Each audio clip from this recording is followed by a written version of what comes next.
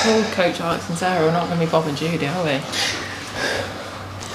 What's up YouTube? Welcome to the latest video. Today we're going to be talking all about 5 tips that's going to help you actually enjoy your running journey. Everything we're going to speak about today is from personal experience, things that we've gone through and we've helped our clients go through, and hundreds of other people to actually learn to love the process when it comes to running. And if you're going to love the process, you're going to see far more results and feedback from doing so. So the main reason why I wanted to do this video is because I think online it can look like everyone's smashing it, everyone's running really fast, everyone's loving the process, and to be honest, it's not always like that, and it certainly wasn't like that for us when we first started. When we first started getting into running, me especially, I started to run because that's what everyone was doing and I wanted to get fitter. So of course I thought, running, yeah, it's the pinnacle of fitness, I'm going to try and get into it. And I just hated every second of it, because every single run I went out on, I thought, well, I've just got to just try and go as fast as possible.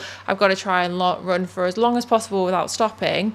And every single one I used to dread, I used to hate. And the only part that I actually enjoyed was as soon as I'd finished. If you currently feel like that, then this is all going to be super relevant for you, because, you know, it might appear like no one else on the internet feels like that, but I can guarantee you at some point when they first started, there was an element of this for sure. So tip number 1, and I think it's the most important. So slow down to speed up. What you really have to understand is that the slower you run, the faster you're going to be able to get in the long term. If you always treat every single run like a PB run, you're going to leave yourself absolutely under recovered, you're going to be fatigued, and you're going to hate every single session. There only comes a place of enjoyment when you actually learn to go a lot slower than you think you need to. You'll see lots of people doing these easy zone 2 kind of runs. Some people definitely aren't doing zone 2 runs when they say that they are. If you're saying I can't run in a zone 2, it might just mean that you need to actually be A, running slower than you think, but B, maybe even a brisk walk, and building the fitness up to the point where you're moving in a run.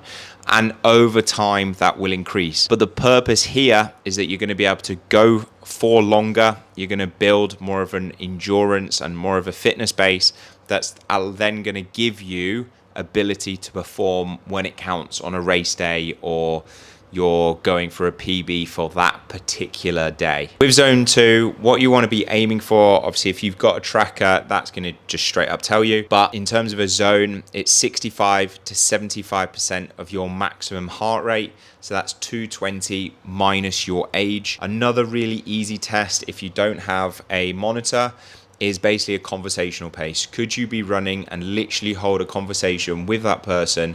It doesn't affect your stride, it doesn't affect your breathing pattern, because that's usually a sign of an easy run pace. Tip number 2, thank you glamorous assistant, is make it social or scenic. I made the mistake of, at the start as well, thinking that, okay, if I want to run, I've got to run on a treadmill, because that's going to control my speed. I know exactly how long I'm going for. Staring at walls is fun. And yeah, exactly. Time passes super, super slow if you're on a treadmill. So if you can, get outside, make most of the scenery, change up your routes as well.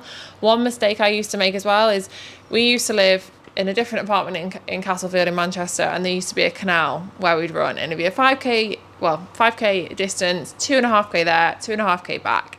And every time I did that run, it was always a mental battle of, I'll get nearly to the halfway point and then I'd always start struggling. And mentally that's really, really tough, because you know there's that certain point that you pass, whether it's, you know, a bridge or a bush or something like that, and you go, oh yeah, this is where it always gets difficult. The fact of the matter is, you could be getting fitter, but mentally, you know, you've got this connotation with that certain point in your run. If you're always doing the same loop, it's going to feel difficult. So change it up, do something scenic, run with other people, join run clubs. You know, if you can be distracted by other people, whether someone else is doing all the talking and you're just running with them, or you're following them, it's going to help pass the time so much. So if you can, avoid trying to do as many of your runs on the treadmill if you can, because it's going to make the time pass so much quicker. Tip number 3 is around having music, podcasts, or no distractions. So on the third point, no distractions, I actually personally do quite like this. If I'm not running with Sarah or another friend, then I will tend to actually not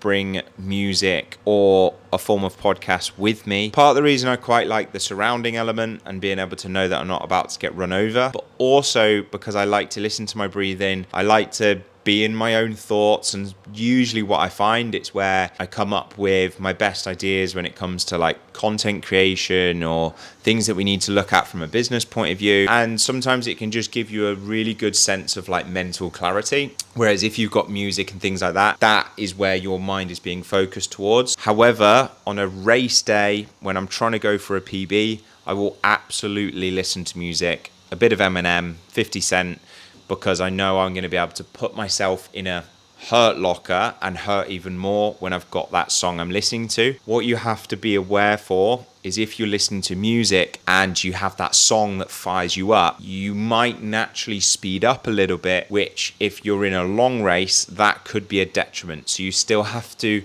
behave in a way where you control your pacing. And then a podcast is almost like the double whammy of that, because you'll have an ability to be distracted. Maybe you need that distraction, but it's not something that's going to be able to push your pace or change your pace up because you're just listening to necessarily like a podcast or information based. Maybe it's funny, whatever that thing that you like listening to is for you. And tip number 4 is setting exciting but realistic goals. We work with a lot of clients in the EMA community who are working towards doing their first 5K, whether it's a park run. We've got people who've done marathons, ultra marathons. You can set yourself a big goal, and that's going to motivate and inspire you. And you can also just set goals for feeling and just general motivation. If you're currently feeling like, I'm just running at the moment just to tick a box, I just don't enjoy it, a simple goal for you can literally be, how far can I run in 30 minutes, where I would determine the whole 30 minutes as my easy pace, because I can guarantee on week 1